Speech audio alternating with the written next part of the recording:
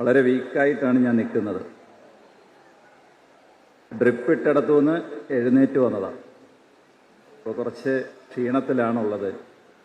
എങ്കിലും കൊല്ലശ്ശേരിക്കാരുടെ കുടുംബസംഗമത്തിൽ പങ്കെടുക്കുക എന്നുള്ളത് അഭിമാനമായതുകൊണ്ടാണ് ആശുപത്രി കട്ടിലേന്ന് ഓടിപ്പിടിച്ചെത്തിയത്.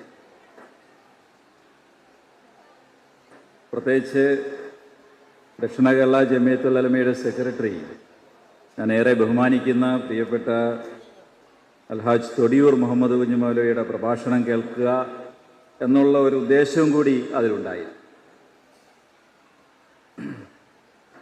ഇന്ന് 25-ാം തീയതിയാണ്. ഇതുപോലെ ഒരു 25-ാം തീയതി ഹിജ്റ 10-ാം വർഷം ദുൽഖഅദ് 25 ശനിയാഴ്ച ളുഹർ നിസ്കാരം വരെയും കിടന്നുറങ്ങിയ ശേഷം റസൂലുള്ളാഹി സ്വല്ലല്ലാഹു അലൈഹി വസല്ലം ബത്നുൽ വാദിയിലേക്ക് തൻ്റെ ഒട്ടകപ്പുറത്തെത്തുകയും ലക്ഷക്കണക്കിന് വരുന്ന ഹാജിമാരോടായിട്ട് തൻ്റെ ഖുതുബത്തുൽ വിദാ നടത്തിക്കൊണ്ട് പ്രവാചകൻ പറഞ്ഞു, മനുഷ്യരെ, നിങ്ങൾ ശ്രദ്ധിച്ച് എന്നെ കേൾക്കണം. ഈ വർഷത്തിന് ശേഷം നമ്മൾ വീണ്ടും ഇവിടെ ഒത്തുകൂടുമോ എന്ന് ഒരു പ്രതീക്ഷയുമില്ല. ഞാനും നിങ്ങളും അടുത്ത പ്രാവശ്യം ഇവിടെ ഉണ്ടാകുമോ എന്ന് ഒരു പ്രതീക്ഷയുമില്ല.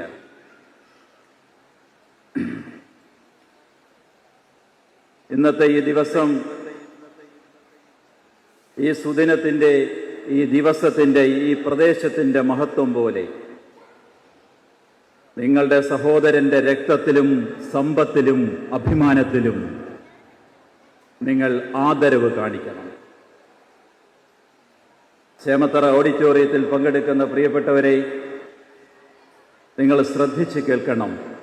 അടുത്ത വർഷം നമ്മളിവിടെ എത്തുകൂടുമോ എന്ന് ഒരുറപ്പുമില്ല. നിങ്ങൾ നിങ്ങളുടെ സഹോദരൻ്റെ സമ്പത്തിലും അഭിമാനത്തിലും രക്തത്തിലും ആദരവ് കാണിക്കണം. പ്രവാചകൻ സല്ലല്ലാഹു അലൈഹി വസല്ലമയുടെ ഖുതുബത്തുൽ വിദാ വിടവാങ്ങൽ പ്രസംഗം മുഴുവൻ ഖുർആന്റെയും മുഴുവൻ ഹദീസുകളുടെയും ആകെ സംഗ്രഹമായിരുന്നു ആ പ്രസംഗം. അതിനുശേഷം പ്രവാചകൻ പിന്നെ ഉണ്ടായില്ല.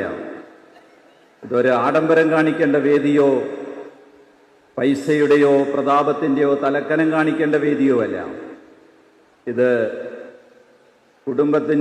കുടുംബാംഗങ്ങൾ ഇഴചേർന്ന് അടുത്തിടപഴകുമ്പോൾ ഉണ്ടാകുന്ന സൗഭാഗ്യങ്ങളുടെ സൗന്ദര്യത്തിൻ്റെ വേദിയാണ്. അൽഹാഖ് മുതകാസിർ, പരസ്പരം പെരുമ കാണിക്കാനുള്ള വേദിയല്ല ഇത്. വൈലുൽ ലികുല്ലി ഹുമസത്തുൽ ലുമസ, കുത്തുവാക്ക് പറയുന്നവനും ഏഷണി പറയുന്നവനും ഇരിക്കേണ്ട വേദിയുമല്ല ഇത്. ഹജ്ജിന് ഉംറയ്ക്ക് പോയ നിങ്ങൾക്കറിയുമല്ലോ, ഉബൈദ റളിയല്ലാഹു തആല അൻഹയുടെ ചരിത്രമറിയുന്നവരായിരിക്കും ഇതിൽ പലർക്കും. ഹാറൂൺ റഷീദ് ചക്രവർത്തിയുടെ പ്രിയപ്പെട്ട പത്നി, ഇസ്ലാമിക ചരിത്രത്തിലെ ഫാത്തിമ റളിയല്ലാഹു തആല അൻഹയ്ക്ക് ശേഷം, ഖദീജത്തുൽ കുബ്രയ്ക്ക് ശേഷം, ഐഷത്ത് സിദ്ദീഖയ്ക്ക് ശേഷം ഇസ്ലാമിക ചരിത്രത്തിലെ ഏറ്റവും തങ്കലിപികളാൽ വർണ്ണിക്കപ്പെട്ട മഹതിയായ സുബൈദ റളിയല്ലാഹു തആല അൻഹ, ഇസ്ലാമിന് വേണ്ടി തന്റെ സമ്പത്തുകളൊക്കെ വാരിക്കോരി ചെലവഴിച്ച മഹതിയായിരുന്നു അവർ. കോടിക്കണക്കിനായ തന്റെ സമ്പത്ത് ഇസ്ലാമിന്റെ വളർച്ചയ്ക്ക് വേണ്ടി ചെലവഴിച്ച സുബൈദ റളിയല്ലാഹു തആല അൻഹ, അവരുടെ വീടിനെ പറ്റി ചരിത്രകാരന്മാർ രേഖപ്പെടുത്തിയിരിക്കുന്നത് തേനീച്ചയുടെ വീട് എന്നാണ്. നൂറുകണക്കിനായ ഹാഫിളത്തുകളായ സ്ത്രീകളെ തന്റെ പരിചാരകരായി വെച്ചിട്ട് രാവിലെ മുതൽ രാത്രി വരെയും ഖുർആൻ ഓതിപ്പിച്ചിരുന്ന ഒരു വീടായിരുന്നു സുബൈദ റളിയല്ലാഹു തആല അൻഹയുടെ. 25ഓളം വരുന്ന ഹാഫിളത്തുകളായ പെൺകുട്ടികളെ തന്റെ പരിചാരകരായി കൊണ്ടുപോയി എപ്പോഴും ഖുർആൻ കേൾക്കാൻ ആഗ്രഹിച്ചിരുന്നു സുബൈദ റളിയല്ലാഹു തആല അൻഹ. ആ സുബൈദ റളിയല്ലാഹു തആല അൻഹ ബാഗ്ദാദിലെ അതിസമ്പന്നയായ റാണിയായിരുന്നു, രാജ്ഞിയായിരുന്നു. ബാഗ്ദാദിൽ നിന്ന് 1200 കിലോമീറ്റർ ദൂരെയാണ് ഹജ്ജിന് പോകേണ്ട ഹറമുള്ളത്. 1200 കിലോമീറ്റർ അന്നത്തെ കാലത്ത് ഹാജിമാര് കാൽനടയായി പോകുമ്പോൾ വളരെയധികം പ്രയാസങ്ങൾ, ക്ലേശങ്ങൾ സഹിച്ചുകൊണ്ട് അവർ ആ കുന്നും മലയും ചവിട്ടി കാൽനടയായി ഹജ്ജിന് വേണ്ടി പോകുമായിരുന്നു. ഈ ബുദ്ധിമുട്ട് മനസ്സിലാക്കിയ സുബൈദ റളിയല്ലാഹു തആല അൻഹ അവിടുത്തെ എഞ്ചിനീയർമാരെ വിളിച്ചിട്ട് പറഞ്ഞു, നിങ്ങൾ ബാഗ്ദാദ് മുതൽ ഹറം വരെയും 1200 കിലോമീറ്റർ ദൂരം ഒരു റോഡ് പണിയണം. മുഴുവൻ സിവിൽ എഞ്ചിനീയർമാരും അക്കാലത്തെ പേരുകെട്ട എഞ്ചിനീയർമാരെല്ലാം ആ ഉദ്യമത്തിൽ നിന്ന് പിൻവാങ്ങി. അങ്ങനെ ഒരു റോഡ് പണിയുക അസാധ്യമാണ്. ഉടനെ സുബൈദ റളിയല്ലാഹു തആല അൻഹ പറഞ്ഞു, നിങ്ങൾ പിക്കാസ് കൊണ്ട് കൊത്തുന്ന ഓരോ കൊത്തിനും പകരമായി ഞാൻ ഓരോ ദിനാർ നിങ്ങൾക്ക് തരാം. ഓരോ കൊത്തിനും പകരം ഞാൻ ഓരോ ദിനാർ തരാം. അങ്ങനെ എത്ര കൊത്ത് നിങ്ങൾ കൊത്തി അവിടേക്ക് വഴിപണിയേണ്ടി വന്നാലും അത്ര ശ്രമകരമാണ് എങ്കിൽ പോലും നിങ്ങൾ ആ റോഡ് പണിയണം എന്ന് പറഞ്ഞ് ബഗ്ദാദ് മുതൽ ഹറം വരെ 1200 കിലോമീറ്റർ റോഡ് പണിതിട്ടുണ്ട്. അതിന്റെ അവശേഷിപ്പുകൾ നിങ്ങൾക്ക് ഇപ്പോൾ ഹജ്ജിന് പോകുന്നവർക്ക് കാണാൻ കഴിയും. ദർബ് സുബൈദ എന്നാണ് ആ റോഡിന്റെ പേര്. വിശന്ന് തളർന്ന് ദാഹജലം കിട്ടാതെ വിഷമിക്കുന്ന ഹാജിമാർക്കായി ആ റോഡിന്റെ ഇരു കരകളിലുമായി സുബൈദ റളിയല്ലാഹു തആല അൻഹ വിശാലമായ ജലാശയം പണിതു. ഐൻ സുബൈദ എന്നാണ് അതിന്റെ പേര്. ഇത്രയൊക്കെ സൽക്കർമ്മങ്ങൾ ചെയ്ത 6000-ഓളം കിലോഗ്രാം സ്വർണ്ണാഭരണങ്ങൾ വിറ്റുകൊണ്ട് മുഴുവൻ ഹാജിമാർക്കുമായി, അതാണല്ലോ വഖഫ് എന്ന് പറയുന്നത്, വെള്ളവും കിണറും റോഡുമൊക്കെ പണിയുന്നതാണ് വഖഫിന്റെ ആദ്യത്തെ കാര്യങ്ങൾ. അത്തരത്തിൽ ഇസ്ലാമിന്റെ സമ്പദ് വ്യവസ്ഥയെ, ഇസ്ലാമിന്റെ സംസ്കാരത്തെ പിടിച്ചു നിർത്തുവാൻ അഹോരാത്രം പണി ചെയ്ത മഹദിയായിരുന്നു സുബൈദ റളിയല്ലാഹു തആല അൻഹ. അവർ മരണപ്പെട്ടതിന് ശേഷം വലിയൊരു മഹാനായ പണ്ഡിതൻ സുബൈദ റളിയല്ലാഹു തആല അൻഹയെ സ്വപ്നത്തിൽ കൂടി ദർശിച്ചു. ആ സ്വപ്നത്തിൽ വെച്ചിട്ട് ഈ പണ്ഡിതൻ ചോദിച്ചു, എങ്ങനെയുണ്ട് അവിടെ, എങ്ങനെയാണ്, സുഖമായിരിക്കുന്നോ എന്നൊക്കെ സുബൈദ ബീവിയുമായിട്ട് സംസാരിച്ചു. ഉടനെ അവർ കൊടുത്ത ഒരു മറുപടിയുണ്ട്, ഞാൻ വളരെ സന്തോഷമായിട്ടിരിക്കുന്നു. ഉടനെ ഈ പണ്ഡിതൻ ചോദിച്ചു, ഇത്രയും വലിയ ദർബ് സുബൈദയും ഐന് സുബൈദയും ഒക്കെ പണിത് ഇസ്ലാമിനെ ശക്തിപ്പെടുത്തുന്നതിൽ ഇത്രയും പണിയെടുത്തപ്പോൾ അള്ളാഹു അതെല്ലാം സ്വീകരിച്ചിട്ടുണ്ടാകും എന്ന് പറയുമ്പോൾ സുബൈദ റളിയല്ലാഹു അൻഹ സ്വപ്നത്തിലൂടെ പറയുന്നത്, ആ ചെയ്ത ചെയ്വനെയെല്ലാം നഷ്ടപ്പെട്ടു പോയി. ഞാൻ കാരണം ഇതെല്ലാം പണിതു എന്ന വലിപ്പം പറച്ചിലൂടെ ആ ചെയ്ത സൽക്കർമ്മങ്ങളെല്ലാം എൻ്റെ നഷ്ടപ്പെട്ടു പോയി. പാതിരാത്രി 2 മണിക്ക് എഴുന്നേറ്റ് തഹജ്ജുദ് നിസ്കരിക്കുക മാത്രമാണ് പടച്ച തമ്പുരാൻ എന്നിൽ നിന്ന് രേഖപ്പെടുത്തിയത് എന്ന് സുബൈദ ബീവി ആ പണ്ഡിതനോട് സ്വപ്നത്തിൽ പറഞ്ഞതായിട്ട് ഇസ്ലാമിക ഗ്രന്ഥങ്ങളിൽ, അറബ് പുസ്തകങ്ങളിൽ രേഖപ്പെടുത്തിയിട്ടുണ്ട്. പ്രിയപ്പെട്ടവരെ, പറയുവാൻ ഉദ്ദേശിച്ചത്, എല്ലാ വലിപ്പങ്ങൾക്കുമപ്പുറം, എല്ലാ വലിപ്പച്ചെറുപ്പങ്ങൾക്കുമപ്പുറം ഒരു കുടുംബത്തിൻ്റെ ഭാഗമായി എല്ലാം പുറത്തുകൊണ്ടും എല്ലാം വിട്ടുപുറത്തുകൊണ്ട് ഒരു കുടുംബത്തിൻ്റെ ഭാഗമായി ചേർന്നിരിക്കാൻ കഴിയുന്നത് ഇന്നത്തെ കാലത്ത് വളരെ സൗഭാഗ്യമാണ്. പ്രവാചകൻ വിടവാങ്ങൽ പ്രസംഗത്തിൽ അവസാനമായി ചേർത്ത് പറഞ്ഞു, എല്ലാ തരത്തിലുമുള്ള വെല്ലുവിളികളും ഞാനിതാ അവസാനിപ്പിക്കുകയാണ്. എല്ലാ തരത്തിലുള്ള പകകളും ഞാൻ ഇവിടെ അവസാനിപ്പിക്കുകയാണ്. എല്ലാത്തിൽ നിന്നും, എല്ലാ പകകളിൽ നിന്നും, എല്ലാ വേർതിരിവുകളിൽ നിന്നും, എല്ലാ തരത്തിലുള്ള ദേഷ്യങ്ങളും ഞാനിതാ ഈ എൻ്റെ പ്രസംഗത്തോടുകൂടി ഇവിടെ അവസാനിപ്പിക്കുകയാണ്. ഇനി നിങ്ങൾ തമ്മിൽ പകകളുണ്ടാകില്ല. ഇനി നിങ്ങൾ തമ്മിൽ ദേഷ്യമോ വൈരാഗ്യമോ ഉണ്ടാകരുത്. പരസ്പരം ചേർന്ന് പോകുവാൻ പ്രിയപ്പെട്ടവരെ, ഈ കൊല്ലശ്ശേരി കുടുംബ സംഗമത്തിന് ഇന്ന് ഇങ്ങനെ ഒരു അവസരമുണ്ടാക്കിയതിൽ അതിൻ്റെ ഭാരവാഹികളെ ഞാൻ അഭിനന്ദിക്കുകയാണ്.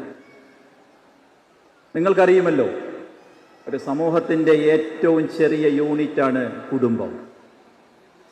ഒരു സമൂഹത്തിൻ്റെ ഏറ്റവും ചെറിയ യൂണിറ്റാണ് കുടുംബം. ഒരു ഭാര്യയും ഒരു ഭർത്താവും മക്കളും ചേർന്ന ഒരു കുടുംബം, അതൊരു സമൂഹത്തിൻ്റെ ഏറ്റവും ചെറിയ യൂണിറ്റാണ്. ഒരിക്കൽ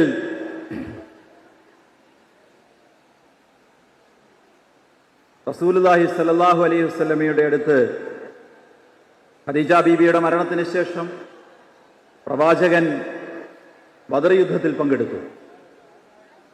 ബദർ യുദ്ധത്തിൽ വെച്ചിട്ട് മുസ്ലിം പക്ഷം വിജയിച്ചു. ശത്രുപക്ഷത്തെ തടവുകാരായി പിടിക്കപ്പെട്ടു. അവർക്ക് മോചനദ്രവ്യമായി 2 കാര്യങ്ങളായിരുന്നു വെച്ചത്. ശത്രുക്കളെ മോചിപ്പിക്കുന്നതിന് 2 ഡിമാൻഡുകൾ പ്രവാചകൻ വെച്ചു. ഒന്ന്, അക്ഷരമറിയാത്ത 10 കുട്ടികൾക്ക് അക്ഷരം പഠിപ്പിച്ചു കൊടുക്കണം.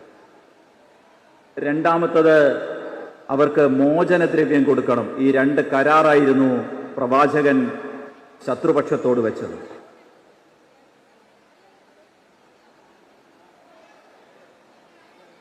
അബുല്ലാസിമിന് റബീ എന്ന് പറയുന്ന പ്രവാചകന്റെ മരുമകൻ, അബുല്ലാസിമിന് റബീ എന്ന് ക്രിസ്ത്യാനിയായിരുന്നു.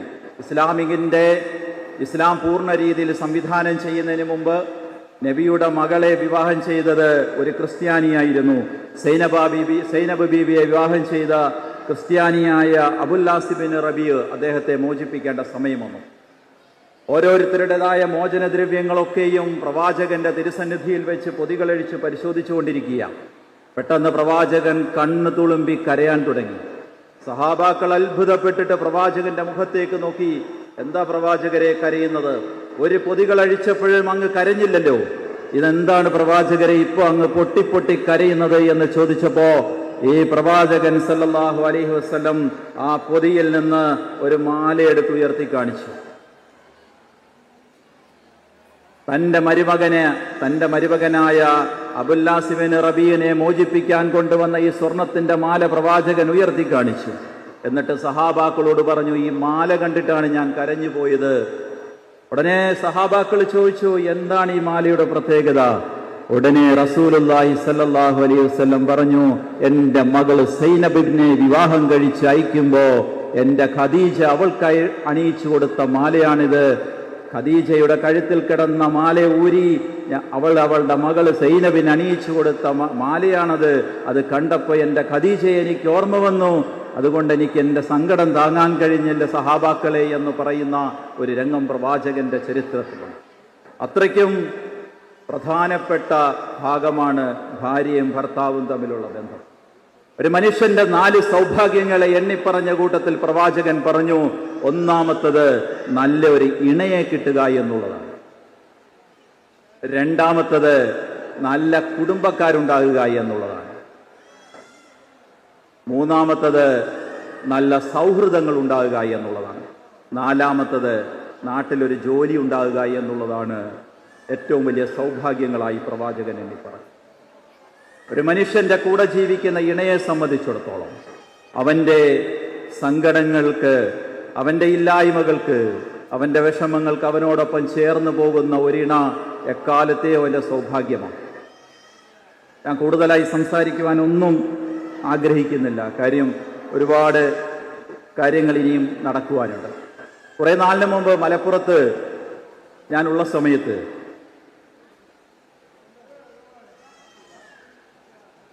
ഒരു പ്രായമുള്ള മനുഷ്യൻ, അദ്ദേഹം തൻ്റെ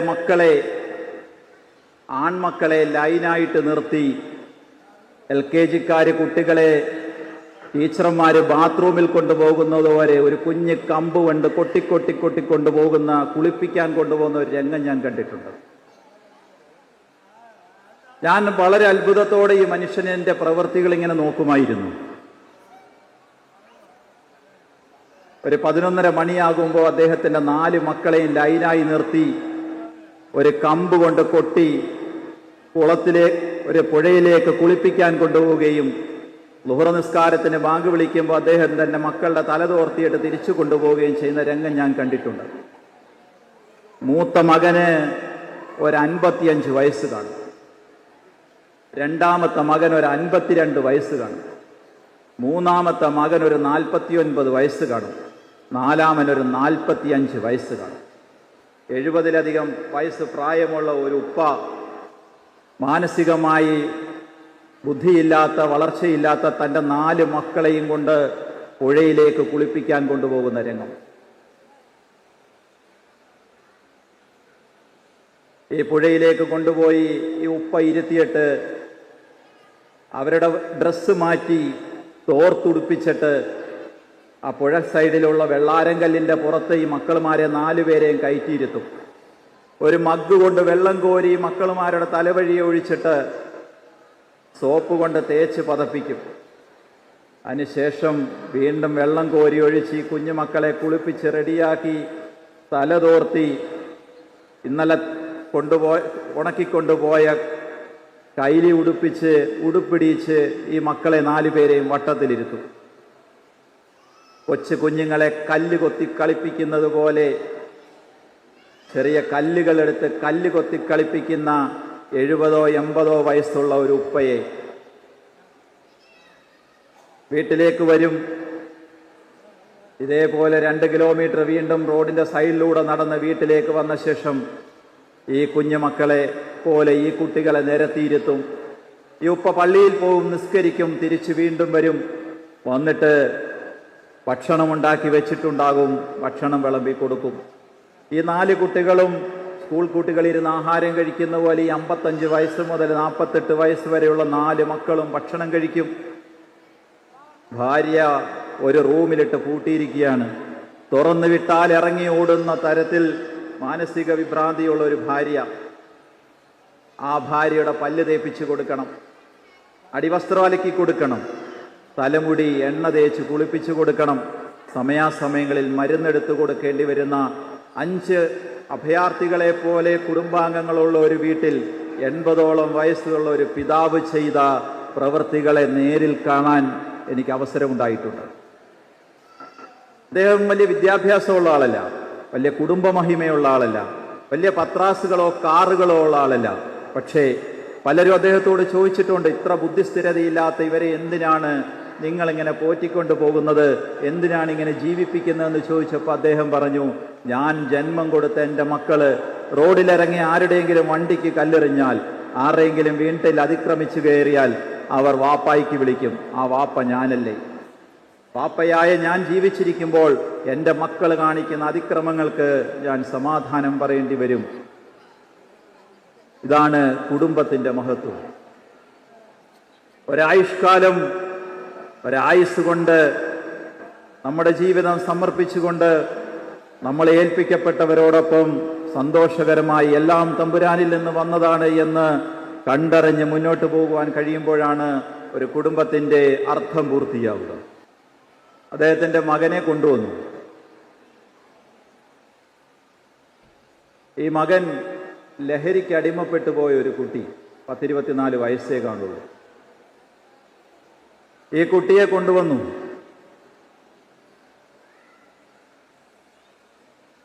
കൊണ്ടുവന്നവർ പറഞ്ഞു, ഇവൻ വയലന്റ് ആകും, ശ്രദ്ധിക്കണേ എന്ന് പറഞ്ഞു.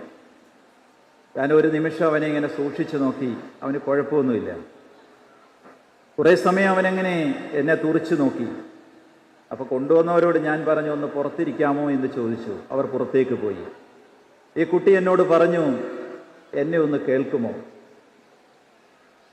ഞാൻ പറഞ്ഞു, കേൾക്കാമല്ലോ. ഇവൻ എന്നോട് പറഞ്ഞു,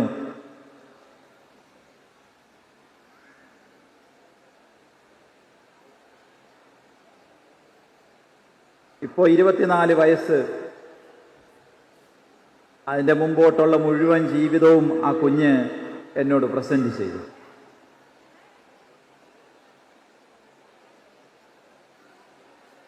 ഒരു ദിവസം 10ാം ക്ലാസ്സിൽ എക്സ്ട്രാ ക്ലാസ് നടന്നിട്ട് വീട്ടിലേക്ക് ഓടിച്ചെല്ലുക ചായ കുടിക്കാൻ. ഓടിച്ചെല്ലുമ്പോൾ കാണുന്ന കാഴ്ച, ഈ ഉപ്പയായ ഈ മനുഷ്യൻ മുഷ്ടി ചുരുട്ടി, കൈ ചുരുട്ടി ഉമ്മയുടെ മുഖത്തേക്ക് ഇങ്ങനെ ഇടിക്കാൻ വേണ്ടി കൈ ചുരുട്ടി നിൽക്കുകയാണ്. ഈ ഉമ്മ തലയുടെ പുറകുവശം പൊട്ടിയിട്ട് ചോര ഒഴുകി ഭിത്തിയോട് പെടഞ്ഞ് താഴേക്ക് ഊർന്ന് വീഴുകയാണ്. ഇവൻ പെട്ടെന്ന് ബഹളമുണ്ടാക്കി. അയൽക്കാരോടി വന്നു, ഈ ഉമ്മയെ ഹോസ്പിറ്റലിലാക്കി. ആ കുട്ടി പറയുന്നത്, കൈയില്ലാത്തവൻ കൈ വാടകയ്ക്ക് എടുത്തിട്ട് എൻ്റെ ഉമ്മയെ അടിക്കും, അമ്മാതിരി നാക്കുള്ള ഒരു ഉമ്മ, അത്ര നാക്കിന് സാമർഥ്യമുള്ള ഒരു ഉമ്മയാണ് എൻ്റെ ഉമ്മ. ക്ഷമയുടെ നെല്ലിപ്പലക കാണുന്ന ഒരു ഉപ്പ. പക്ഷേ നെല്ലിപ്പലക കണ്ടു കഴിഞ്ഞാൽ പിന്നെ രക്തം കണ്ടേ എൻ്റെ ഉപ്പ അടങ്ങത്തുള്ളൂ. സ്വന്തം മകൻ ഉപ്പയ്ക്കും ഉമ്മയ്ക്കും കൊടുത്ത സർട്ടിഫിക്കറ്റാണ് ഞാൻ നിങ്ങളോട് പറഞ്ഞത്. കൈയില്ലാത്തവൻ കൈ വാടകയ്ക്കെടുത്ത് എൻ്റെ ഉമ്മയുടെ കരണക്കുറ്റിക്ക് അടിക്കുക, അമ്മാതിരി നാക്കിന് സാമർഥ്യമാണ് എൻ്റെ ഉമ്മയ്ക്ക്. സഹി കേട്ട രക്തം കണ്ട എൻ്റെ ഉപ്പ അടങ്ങുള്ളൂ. അമ്മാതിരി പ്രശ്നക്കാരിയാണ് എൻ്റെ ഉപ്പ. അങ്ങനെ 10ാം ക്ലാസ്സില് പരീക്ഷയിൽ അവൻ തോറ്റു. പരീക്ഷ എഴുതി അവൻ ജയിച്ചു. അങ്ങനെ +1 ഒരു സമാധാനവുമില്ല. എന്നും അടിയും വഴക്കും മാത്രം തുടർന്നു പോവുകയാണ്. വഴക്കും ബഹളവും മാത്രം തുടർന്നു പോവുകയാണ്.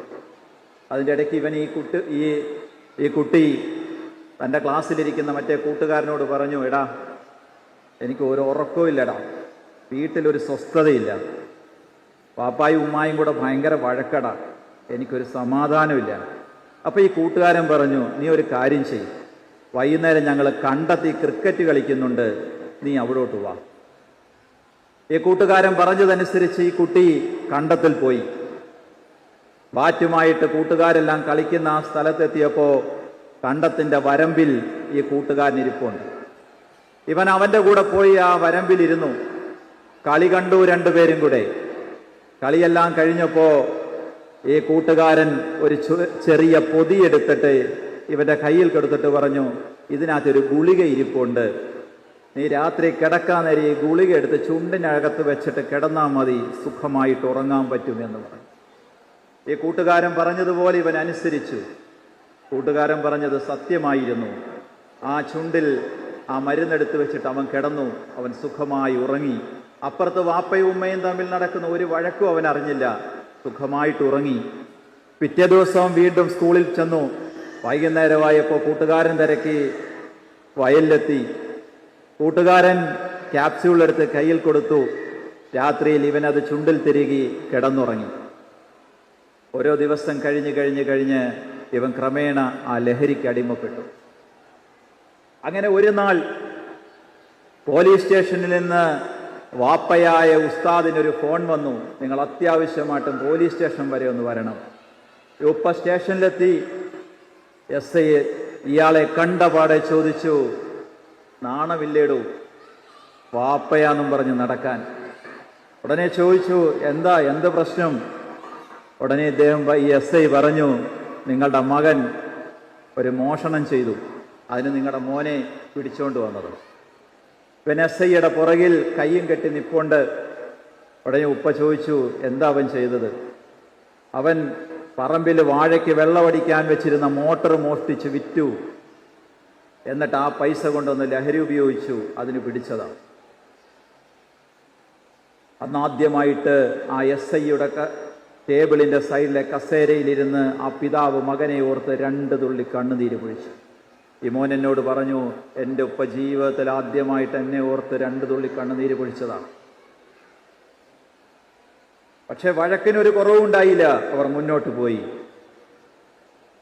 കുറേ നാളിന് ശേഷം ഇവനെ ഗൾഫിലേക്ക് കയറ്റിവിട്ടു.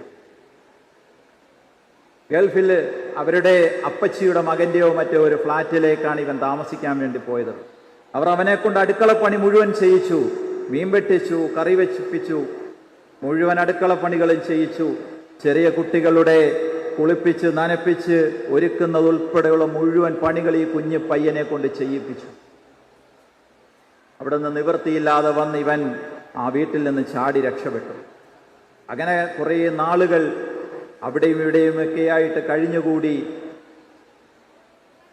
ഓടി രക്ഷപ്പെടാൻ വേണ്ടി പോയി, പക്ഷെ രക്ഷപ്പെടാൻ കഴിഞ്ഞില്ല. ഗൾഫിൽ പോയവർക്കറിയാം, വലിയ ഫ്ലാറ്റിൻ്റെ ഒക്കെ താഴെയാണ് കാറുകൾ പാർക്ക് ചെയ്യുക. ഈ കുട്ടി ഈ കാറിൻ്റെ അടിയിൽ ഞോഴ്ന്ന് അതിൻ്റെ അടിയിൽ കിടന്നു. ഒരു ദിവസം സെക്യൂരിറ്റി ഇവനെ കണ്ടു. ഈ തളർന്നു കിടക്കുന്ന പയ്യനെ ഒരു വലിയ കമ്പ് കൊണ്ട് കുത്തിക്കോരി വെളിയിലേക്ക് എറിഞ്ഞു. പുറത്ത് കൂട്ടിയിട്ടിരുന്ന മണൽക്കൂനയുടെ പുറത്ത് ഈ മോൻ വന്ന് അവിടെ വീണു. തളർന്ന് കിടക്കുകയാ. കുറേ സമയം കഴിഞ്ഞപ്പോൾ ഒരു പെൺകുട്ടി, ഒരു സ്ത്രീ അവിടെ വന്നു. കായംകുളത്തുകാരിയാണ്. അവർ വന്നിട്ട് ഇവനോട് ചോദിച്ചു, മോനെ, നീ ഞങ്ങളുടെ ബേക്കറിയിൽ സാധനം വാങ്ങിക്കാൻ വന്ന മോനല്ലേ, എന്താ ഇങ്ങനെ കിടക്കുന്നത്? അപ്പോൾ പറഞ്ഞു, ഇത്താ ഒന്നും കഴിച്ചില്ല, ഭക്ഷണം കഴിച്ചിട്ടില്ല ഇത്താ. അവരവൻ്റെ ബാഗ് എടുത്തു, അവനെ കൂട്ടി വീട്ടിലേക്ക് കൊണ്ടുപോയി. ആ മോൻ എന്നോട് പറഞ്ഞത്, എൻ്റെ ഉമ്മ പോലും എൻ്റെ ജീവിതത്തിൽ ഇന്ന് വരെ എന്നെ ഇങ്ങനെ ചേർത്ത് നിർത്തിയിട്ടില്ല. ആ ഇത്ത എൻ്റെ ആരുമല്ല, പക്ഷെ എന്നെ ചേർത്ത് നിർത്തി എൻ്റെ ബാഗെടുത്ത് എൻ്റെ കൂടെ നടന്ന് എന്നെ അവരുടെ വീട്ടിൽ കൊണ്ടുപോയി. കുളിക്കാൻ തോർത്തെടുത്ത് തന്നിട്ട് പറഞ്ഞു, മോൻ പോയി കുളി, ഇക്ക ഇപ്പം കടയിൽ നിന്ന് വരും, മോൻ പോയി കുളിക്കാൻ പറഞ്ഞു. ഇവൻ ബാത്റൂമിൽ കയറി കുളിച്ച് വൃത്തിയായി വന്നപ്പോൾ പ്ലേറ്റ് നിറയെ ഭക്ഷണം വാരിക്കൊടുത്ത് വീണ്ടും വീണ്ടും ഭക്ഷണം ഇട്ട് കൊടുത്തിട്ട് അവനെ കൊണ്ട് കഴിപ്പിച്ചു. അപ്പോഴത്തേന് ആ വീട്ടിൽ ഇക്ക വന്നു. ഇക്ക വന്നിട്ട് ചോദിച്ചു, എന്താ മോനെ ഇനി പരിപാടി, ഇവിടെ തുടരുവാണോ? അങ്ങനെയാണെങ്കിൽ ഞാനൊരു ജോലി തരാം. അപ്പോൾ ഉടനെ ഈ മോൻ പറഞ്ഞു, ഇല്ല, കൊറോണയുടെ സമയത്താണ്. അപ്പോൾ ഈ കുട്ടി പറഞ്ഞു, എനിക്കൊന്ന് വീട്ടിൽ പോകണം, എനിക്ക് വാപ്പായ ഉമ്മായൊക്കെ ഒന്ന് കാണണം എന്ന് പറഞ്ഞു. അങ്ങനെ ഈ കുട്ടി ഗൾഫിൽ അങ്ങനെ അവിടെ KMCC എന്ന് പറയുന്ന സംഘടന ഫ്ലൈറ്റിന് ടിക്കറ്റ് കൊടുക്കുമായിരുന്നു. ആ ടിക്കറ്റ് എടുത്തിട്ട് ഈ പയ്യൻ ഗൾഫിൽ നിന്ന് വന്നു. തിരുവനന്തപുരം എയർപോർട്ടിൽ വന്നിട്ട് ഒരു ബാഗും എടുത്ത് തലയിൽ വെച്ചുകൊണ്ട് നടന്ന് വീട്ടിലേക്ക് വരുന്ന ആ മോനോട് സിറ്റൗട്ടിൽ നിൽക്കുന്ന ഉപ്പയുടെ ആദ്യത്തെ ചോദ്യം ഇതായിരുന്നു, പിടിച്ചു നിന്നൂടായിരുന്നോടാ, എന്തിനാ കയറി വന്നത്? അഭയമായി സന്തോഷമായി സമാധാനം കിട്ടുമെന്ന് പ്രതീക്ഷിച്ചിരിക്കുന്ന വീട്ടിൽ നിന്ന് ആദ്യത്തെ ചോദ്യം, പിടിച്ചു നിന്നൂടായിരുന്നോടാ, എന്തിനാ കയറി വന്നത്? അവൻ വീണ്ടും തകർന്നുപോയി. വീണ്ടും പഴയ കൂട്ടുകാരനെ തിരക്കി ഇറങ്ങി. ആ ലഹരിയുടെ മരുന്നും അന്വേഷിച്ച് അവൻ വീണ്ടും ആ പഴയ കൂട്ടുകാരനെയും തിരങ്ങിയിറങ്ങി ഒരിറ്റ് സമാധാനം കിട്ടാൻ. എന്നെ കേൾക്കുന്ന നിങ്ങൾ പറയണം, ഇതിലാർക്കാണ് ചികിത്സ വേണ്ടത്? ഇതിനാർക്കാണ് ചികിത്സ വേണ്ടത്? എന്നിട്ട് അവൻ പഴയൊരു ഫേസ്ബുക്ക് പോസ്റ്റ് എടുത്ത് സ്ക്രോൾ ചെയ്തിട്ട് എന്നെ കാണിച്ചിട്ട് പറഞ്ഞു, ഞാൻ ചോദിച്ചത് എന്താ നീ എഴുതിയിരിക്കുന്നത്? അവൻ എഴുതിയിരിക്കുന്നത് ഇതായിരുന്നു, O പോസിറ്റീവ് കിഡ്നി വിൽക്കാനുണ്ട് എന്ന്. കുറേ വർഷം മുമ്പ് അവനിട്ട ഒരു പരസ്യമാണ്, O പോസിറ്റീവ് കിഡ്നി വിൽക്കാനുണ്ട്. ഞാൻ ചോദിച്ചു, എന്താ മോനെ ഇത്? അവൻ പറഞ്ഞു, എൻ്റെ അനിയത്തി മോള്, എനിക്ക് 2 പെങ്ങന്മാരാ, അവൾ നന്നായിട്ട് പഠിക്കും, എൻ്റെ കൂട്ടല്ല, നന്നായിട്ട് പഠിക്കും, അവളെ എങ്ങനെയും ഡോക്ടറാക്കണം. എൻ്റെ വാപ്പയും ഉമ്മയും ചെയ്യുമെന്ന് എനിക്കൊരു പ്രതീക്ഷയില്ല, എൻ്റെ കിഡ്നി വിറ്റിട്ടായാലും അവളെ എനിക്ക് ഡോക്ടറാക്കണം എന്നാഗ്രഹിക്കുന്ന ഒരു മോൻ.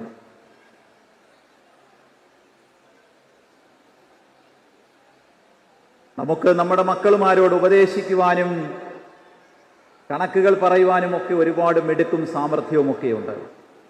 പക്ഷേ നമ്മളുള്ള വീട് അവർക്ക് എത്ര സമാധാനമാണ് എന്ന് ആലോചിക്കുവാനും കൂടി ഈ കുടുംബ സംഗമങ്ങളുടെ സദസ്സുകൾ നിങ്ങൾ പ്രയോജനപ്പെടുത്തണം. കട്ടതന്റെ മോള് ഫാത്തിമയാണ് എങ്കിലും ആ കൈ ഞാൻ വെട്ടുമെന്ന് പറഞ്ഞ പ്രവാചകന്റെ അനുയായികളാണ് ഈ ചേമത്തറ ഓഡിറ്റോറിയത്തിൽ ഇപ്പോൾ ഇരിക്കുന്നത്.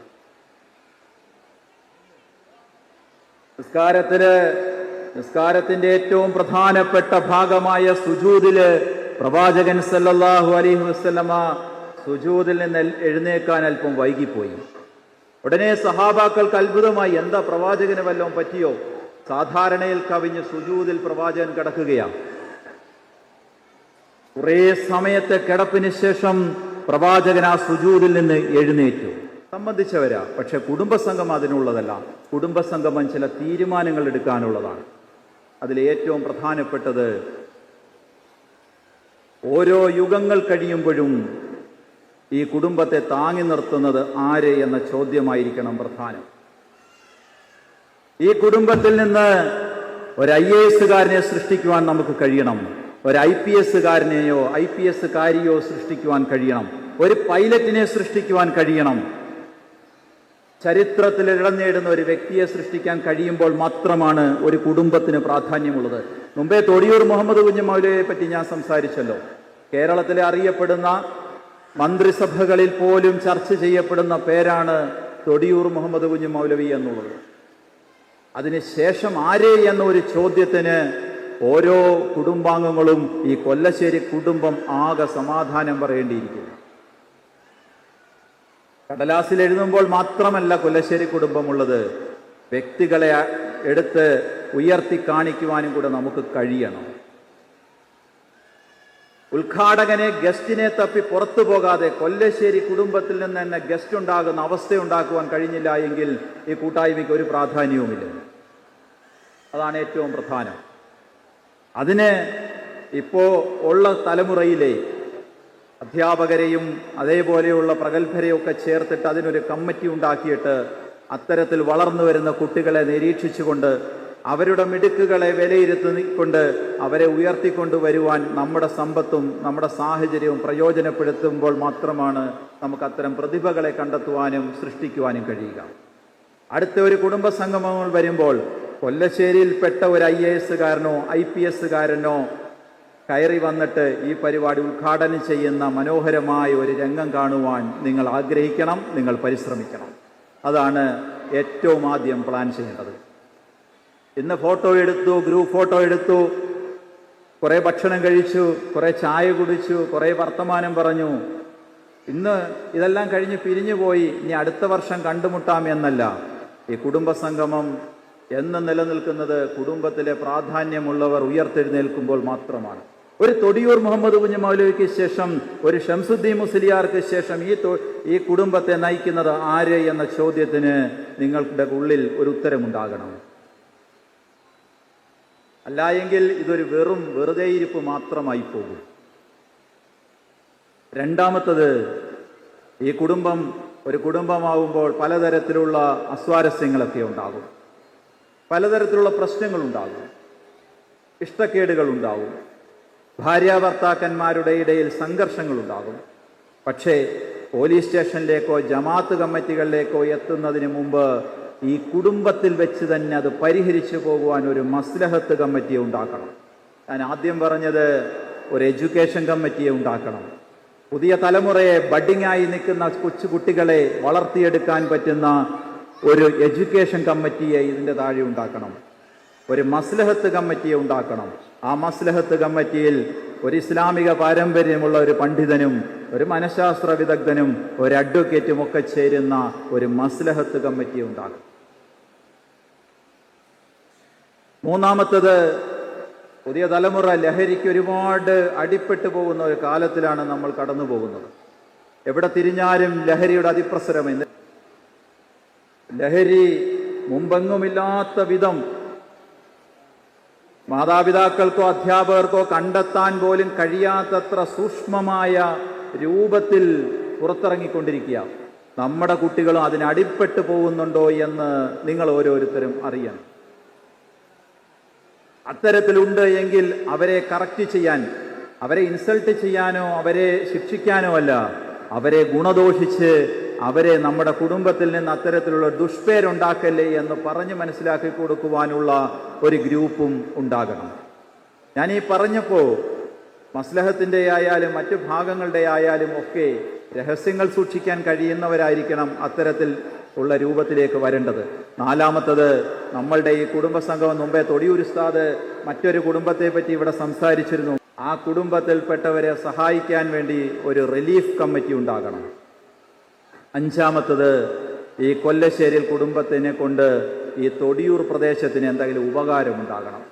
സാമൂഹ്യപരമായ പ്രവർത്തനങ്ങളിൽ തൊടിയൂർ പ്രദേശത്തിന്, കരുനാഗപ്പള്ളി പ്രദേശത്തിന് ഈ കൊല്ലശ്ശേരി കുടുംബത്തെ കൊണ്ട് എന്തെങ്കിലും പ്രയോജനമുണ്ടാകണം. ഇങ്ങനെ 5 തരത്തിലുള്ള കാര്യങ്ങൾ ചെയ്തില്ല എങ്കിൽ ഈ ഇരിക്കുന്ന കൂട്ടായ്മ വെറും ഭക്ഷണം കഴിക്കാൻ വന്ന കൂട്ടമായി വെറും അത്ര മാത്രമേ നിങ്ങളെ പരിഗണിക്കപ്പെടുകയുള്ളൂ. ചരിത്രത്തിൻ്റെ ഭാഗമാകുവാൻ ബുദ്ധിപൂർവം ചിന്തിച്ച് മുന്നോട്ട് പോകുവാൻ കഴിയണം. എന്തായാലും ഞാൻ സാധാരണ പറയാറുള്ളത് പോലെ 240 വർഷത്തിൻ്റെ ചരിത്രമാണ് ഏത് കുടുംബത്തിനുമുള്ളത്. ഒരു വീടിന് 240 വർഷത്തിൻ്റെ ചരിത്രമാണുള്ളത്. 60 വെച്ച് നബിതങ്ങൾ പറഞ്ഞ 60 വയസ്സ് എങ്കിൽ 6×4 24, 240 വർഷത്തിൻ്റെ ചരിത്രമാണ് ഓരോ വീടിനുമുള്ളത്. ആദ്യത്തെ വാപ്പ ഒരു പിശുക്കനായിരിക്കും. 2 തേങ്ങ ഇട്ടാൽ 1 തേങ്ങ വിൽക്കും, 1 തേങ്ങ വീട്ടിൽ അരയ്ക്കാൻ കൊണ്ടുവരും. പിശുക്കനായ വാപ്പ. അദ്ദേഹം പിശുക്കി ഈ വീട് മുന്നോട്ട് കൊണ്ടുപോകും. അദ്ദേഹത്തിനൊരു മകനുണ്ടാകും.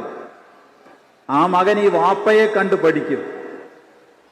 കണ്ടെത്തി പണിക്ക് പോകുമ്പോൾ 4 പണിക്കാർ വേണ്ടിടത്ത് വാപ്പ 3 പണിക്കാരെയും വിളിക്കും.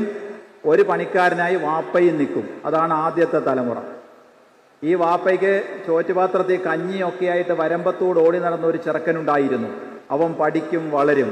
അവൻ പട്ടാളത്തിൽ പോവും, ഗൾഫിൽ പോവും, ബിസിനസ്സുകാരനാവും, എന്തെങ്കിലുമൊക്കെ ചെയ്യും. അതാണ് 2ാമത്തെ തലമുറ.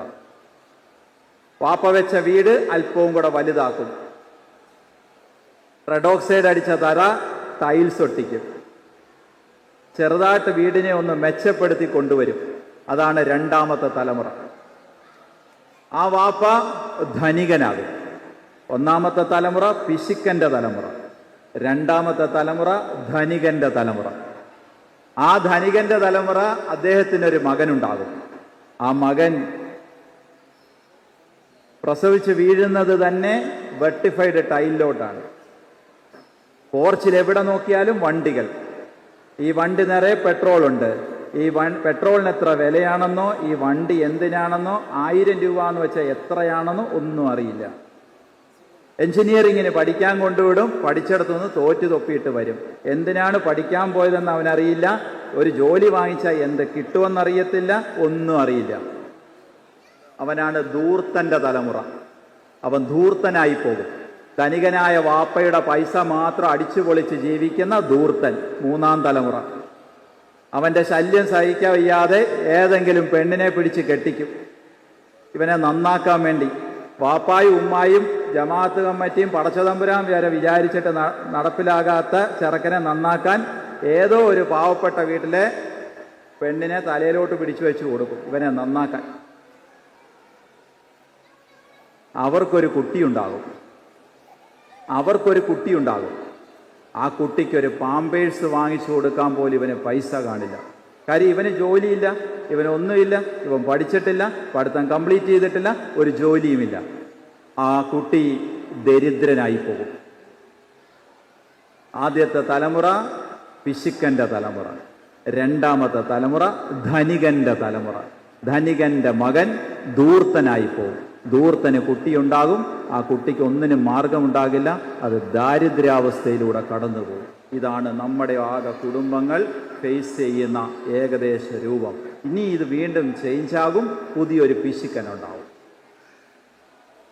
ഈ ഘട്ടങ്ങളിലൂടെയാണ് നിങ്ങളുടെ കുടുംബം കടന്നു പോകുന്നതെങ്കിൽ മാറ്റിയെടുക്കുവാനും മാറി ചിന്തിക്കുവാനും ഒക്കെ കഴിയണം.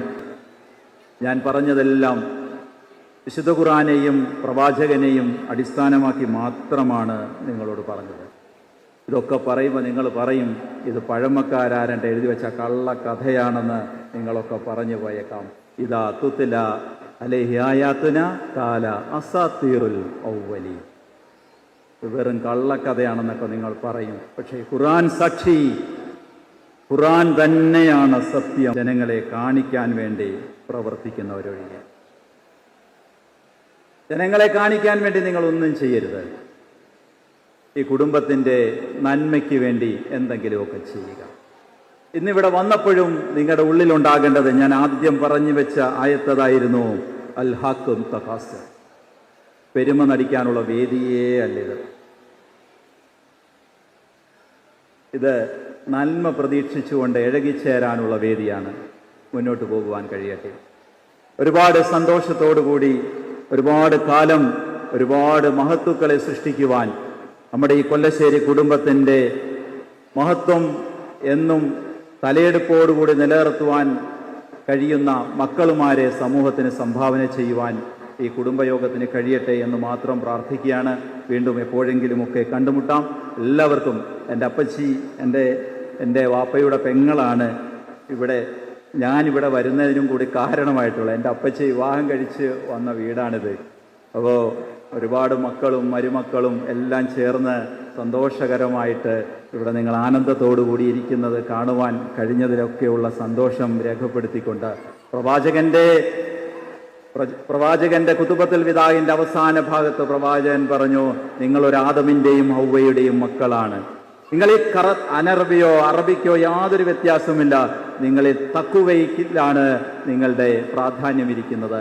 അതുകൊണ്ട് തഖ്വയോടുകൂടി ജീവിക്കാൻ പ്രിയപ്പെട്ടവരെ നിങ്ങളോട് ആ ഒരു സന്ദേശം മാത്രം നൽകിക്കൊണ്ട് എൻ്റെ ഈ സംസാരം നിർത്തുകയാണ്. അസ്സലാമു അലൈക്കും വറഹ്മത്തുള്ളാഹി തആല വബറകാതുഹു.